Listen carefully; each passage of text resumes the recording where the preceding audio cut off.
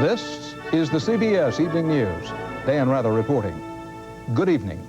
Growing indications tonight that House Speaker Jim Wright may be in negotiations preparing to give in, give up, and resign, possibly as early as next week. Capitol Hill talk of this comes as Wright is publicly still vowing to hang in, hang on, and fight back for his post and his reputation, surviving the attacks on his ethics. But CBS News Chief Washington Correspondent Bob Schieffer has been tracking the latest tonight on Capitol Hill. Bob, I gather the buzzards are circling closer on Wright's chances. Dan, members of the House Ethics Committee are meeting in private tonight to consider proposals, we are told, that could lead to Wright's resignation perhaps next week. Under one scenario being discussed, the committee would drop one of the most serious charges against Wright, that his Fort Worth friend, developer George Malik, had a direct interest in federal legislation at the same time that Mrs. Wright was on the Malik payroll. If that should occur, we are told Wright would consider that his honor had been restored and that of his wife, and then he could gracefully step aside. The hang-up at this point, we're told, is that some Republicans on the committee are balking. One Republican said earlier today, we're not looking for a plea bargain. There's a lot of talk in All that came as the Capitol was flooded with reports a Wright resignation was imminent. At noon, however, Wright told reporters even suggestions he might step aside temporarily were wrong. Mr. Speaker, has anybody suggested or recommended that you step aside at least until the completion of a disciplinary hearing? I haven't heard any such. Are you considering that, sir? No, I'm not. By late afternoon, the reports Wright was stepping down had reached such volume that he issued a written statement saying, "I eagerly await the time and opportunity when my side of this whole question may be heard clearly by my colleagues and the American people. To this end, I shall press ahead." Members of the Texas delegation who had met to discuss Wright's troubles agreed with his stand. No, it's not the elephant defense. Hell, it's common decency defense. My advice to the speaker is to forge ahead. But even his closest friends admitted today that a reprimand by the Ethics Committee could be devastating. I don't think anyone in the House can withstand an ultimate reprimand by their colleagues and be an effective speaker. So yes, Jim needs to prevail. As members of the Ethics Committee gathered again tonight to consider the case once more, Wright and his advisors were huddled in another part of the Capitol. Both of those meetings are still going on, but even before today's developments, Democrats in the House were talking about a successor to Wright under the plan that seems to be favored by most Democrats at this point. The number 2 Democrat in the House, Tom Foley, would be elevated to replace Wright, but Foley's job as majority leader would be left vacant for the time being. Dan? Well, Bob, if Jim Wright leaves, do nearly all Democrats agree that Tom Foley would be the successor, or is it likely to be a fight over that? Dan, if this resignation comes next week, as most people now seem to think it's going to, I would think that Foley would have the job wrapped up.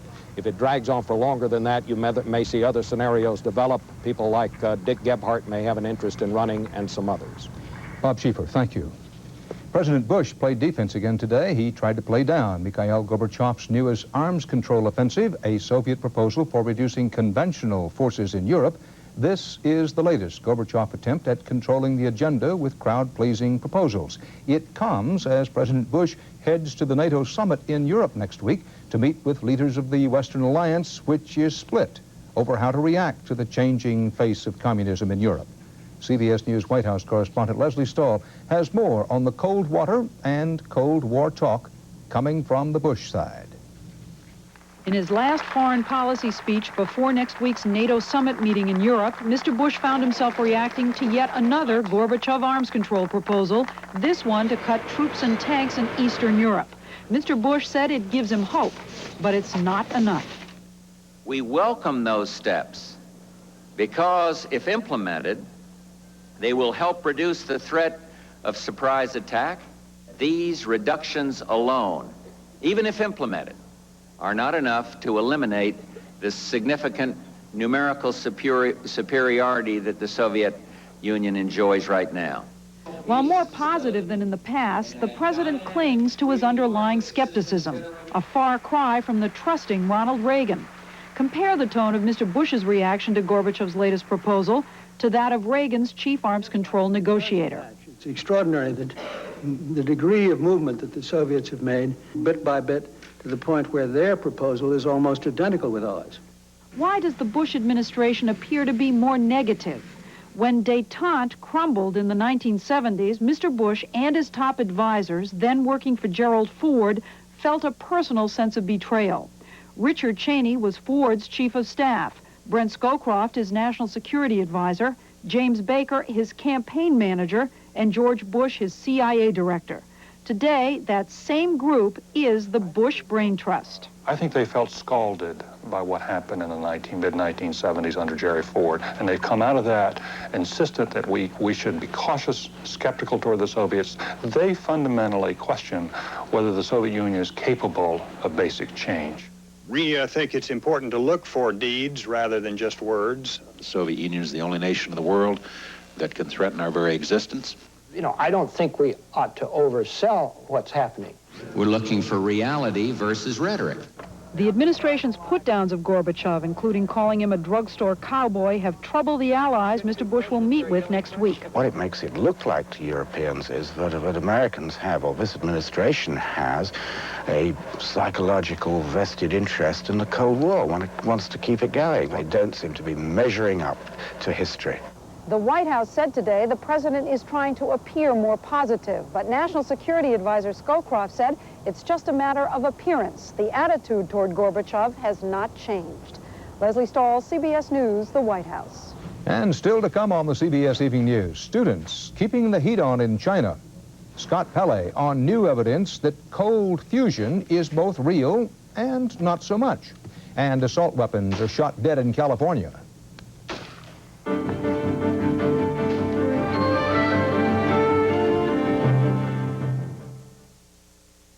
I'm a high school teacher and a football coach.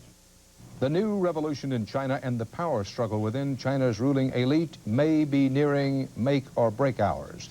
The foreign minister said today that the powerful Politburo will meet soon and could determine the fate of hard-pressed Premier Li Peng. Li's hardline handling of the pro-democracy protests was endorsed today by the Air Force, Navy, and all the Army commands but one, the command in Beijing. Thursday morning, China time, official Radio Beijing issued a possibly ominous statement accusing the pro-democracy students of being counter-revolutionaries. That raised new fears, again, that troops may be about to move in. The question then will be, will the Army follow the orders? Earlier today, just before China pulled the television transmission plug once again, I talked with correspondent John Sheehan in Beijing about reports of troops on the move. What we've learned is that the troops surrounding the city are being reinforced in areas in the surrounding countryside closed to foreigners. According to diplomats and intelligence sources, fresh units from the distant provinces have been brought in. Now, those soldiers are being held in isolation. They're being isolated from news of what's going on in the city. Well, Jack, all of this indicates continuing sharp divisions at the very top of the Chinese leadership. Well, it certainly does. There haven't been troop movements like this in China since 1979, when the Chinese were building up their forces to go to war with Vietnam. And these troop movements, the reinforcements, could be very ominous, but, Dan, they could also be the military establishment, which is a player in this power game, just positioning itself to move either way, to go forward or to fall back, according to which side wins the power struggle. Jack, has the sense of danger risen any over the last day, day and a half, or remained about the same? All these government statements that this is a benevolent martial law and that the troops will never be used to suppress the students, at least the people of Beijing Excuse me, Jack, we just lost your picture. They've just pulled the plug on Jack Sheehan in Beijing. Well, that's how it looked as Chinese authorities once again killed live television transmissions just a day after they had lifted their previous ban.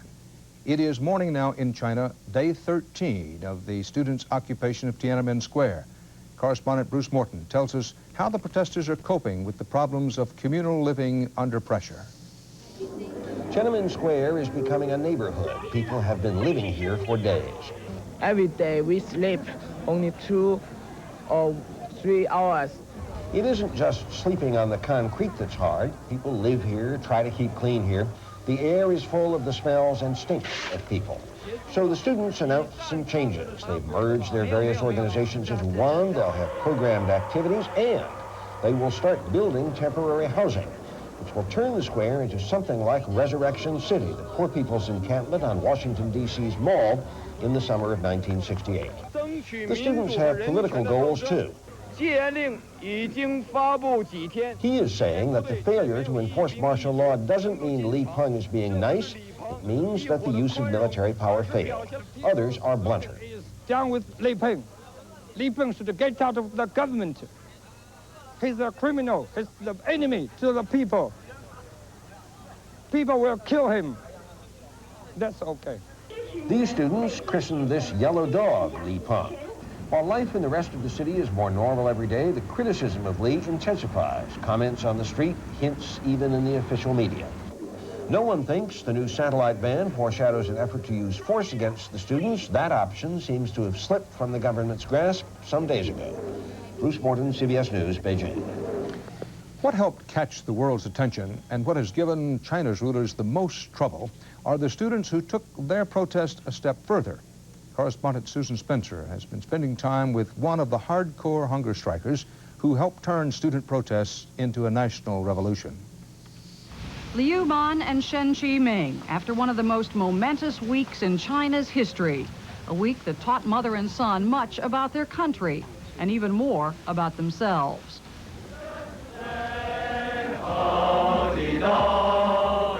20-year-old Liu was one of only a dozen or so hunger strikers who refused even water. Medics rushed him to the hospital 8 times. His mother had no idea. I couldn't even find my son for 2 days and 2 nights, she says. My heart was ready to break when I saw him lying in that square.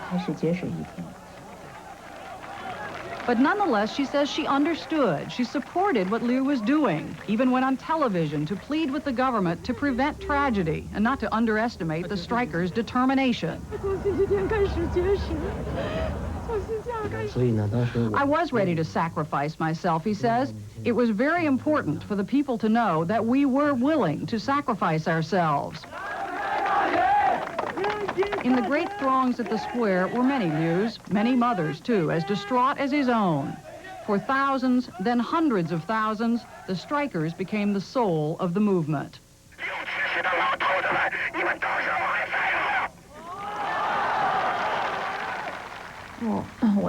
I believe, his mother says, that they achieved a great victory. No lives were lost, and they rallied the people. Liu says the people know about democracy now. There will never be another emperor again.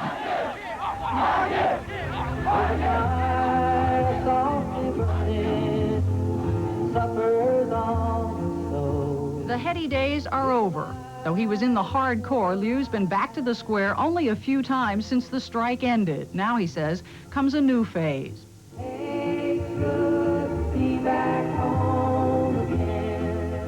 But what happened in that square taught both him and his mother a lot. I never thought my son could do something like this, she says, could be so brave, so courageous. It's become a cliche that after all this, China never will be the same. Perhaps people like Liu Man and Shen Qiming are the real reasons why. Susan Spencer, CBS News, Beijing.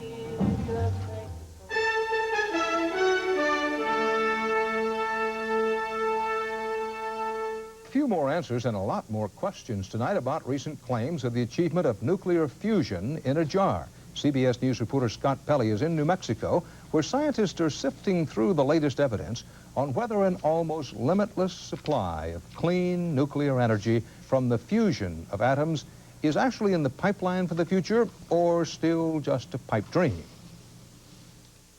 Neutrons have been detected. In the federal government's first symposium on cold fusion, scientists said there is new evidence atoms fuse at room temperature but release extremely little energy. This is not much to write home about, folks. But one scientist went so far as to say cold fusion is a hopeless candidate for generating commercial power. Researchers from the prestigious Los Alamos laboratory reported their sensitive equipment did detect radiation in a cold fusion experiment, suggesting there is more than just a chemical reaction. We don't know if it's cold fusion, hot fusion, or something other, but I don't know any chemical processes that would give the neutrons. But the energy generated is tiny. the light bulb, we say 100 watts or something like that, we are talking about 1/10000000th of that. The low rates that we're seeing actually challenge very strongly these notions that the excess heat observed in the Pons-Fleischmann experiment are due to fusion. Very strongly challenge that. Utah scientists Stanley Pons and Martin Fleischmann began the cold fusion debate in March when they announced their tabletop experiment generated more energy than it consumed. Both Pons and Fleischmann were conspicuously absent from the conference. Some scientists here suggest that a concern over patents and profits has made them less willing to collaborate. The debate continues to generate more energy than the experiments, but so much research is now in progress. Some scientists believe the world may know by the end of the summer whether cold fusion is the power of the future or simply a scientific curiosity. Scott Pelley, CBS News, Santa Fe, New Mexico. In New York City today, a bankruptcy court spokesman said America West Airlines failed to prove it could finance its multi-million-dollar bid for Eastern Airlines' profitable Northeast shuttle. That apparently clears the way for developer Donald Trump to take over the shuttle service, for which he bid $365 million in March. A formal announcement is expected tomorrow.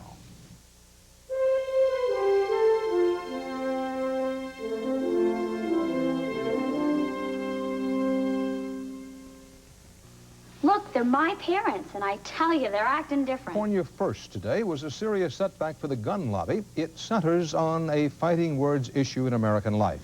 Today's California action could be one of a kind or an early step on a path to federal gun control legislation. Jerry Bowen looked into that. It was the improbable come true today as California's Republican governor, a longtime opponent of any gun control, signed into law the nation's first ban on assault weapons. The ban became law because of outrage over the Stockton school massacre 4 months ago, when a man with a semi-automatic AK-47 sprayed a playground, killing 5 children before taking his own life. These bills are not going to bring back to life the 5 beautiful young children who died so tragically on the school grounds in Stockton.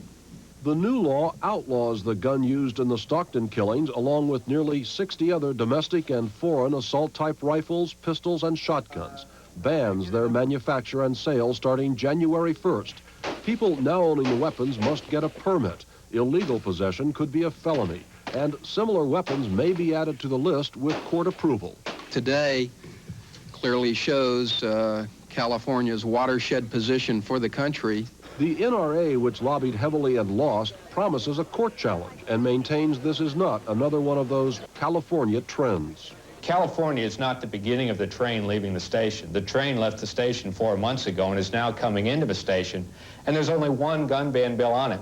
In fact, in the dozen other states where bans were proposed in the wake of the Stockton massacre, only 6 are still under active consideration. The rest were beaten back by the gun lobby. The next front is New Jersey, with a major vote in mid-June. This gun is a killer, and that's all it is, and I want to outlaw it in New Jersey. But the half-dozen bills in Congress are given no chance of passage without administration support, which so far doesn't exist. At present, the only ban on these controversial weapons stops at the California border. Jerry Bowen, CBS News, Los Angeles.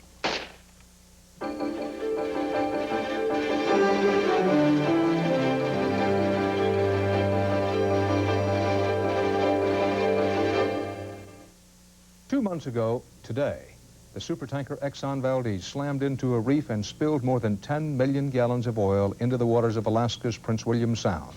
That ecological disaster fouled hundreds of miles of beaches and killed thousands of birds and animals. And now Bob McNamara, on board a tanker plying those same waters, learned that what used to be a routine run is routine no longer. Her belly fat with 2 million gallons of Alaskan crude, the Arco Prudhoe Bay steams out of Valdez, bound for a Washington state refinery. 49-year-old Captain Judd Raymond on the bridge.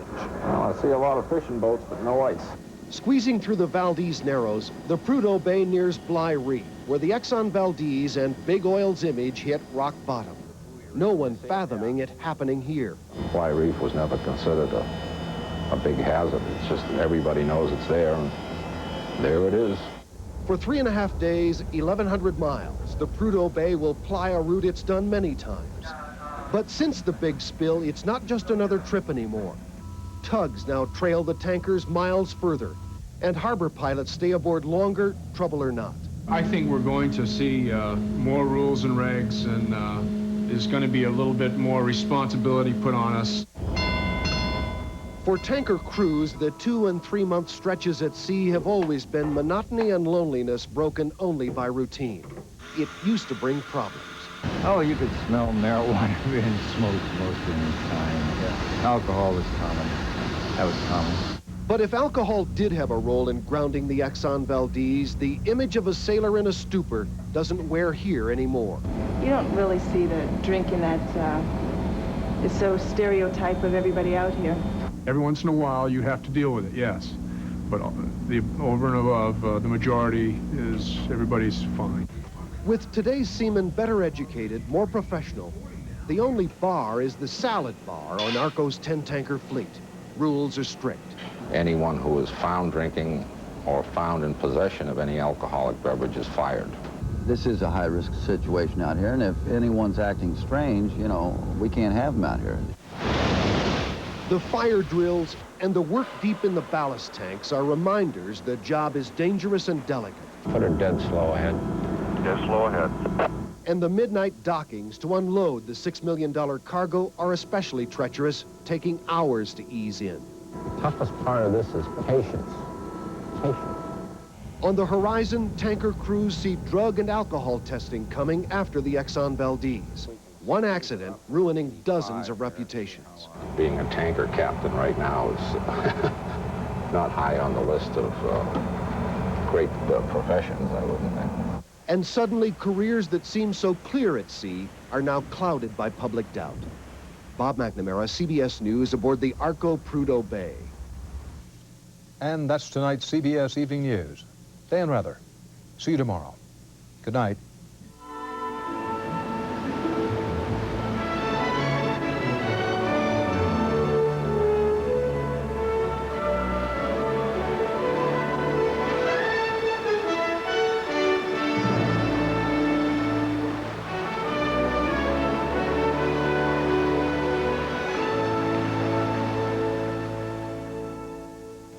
I'm Harry Smith. And I'm Kathleen Sullivan. Tomorrow, the latest on the student protests in Beijing. Also, jazz great Dizzy Gillespie and China Beach's Dana Delaney on CBS This Morning.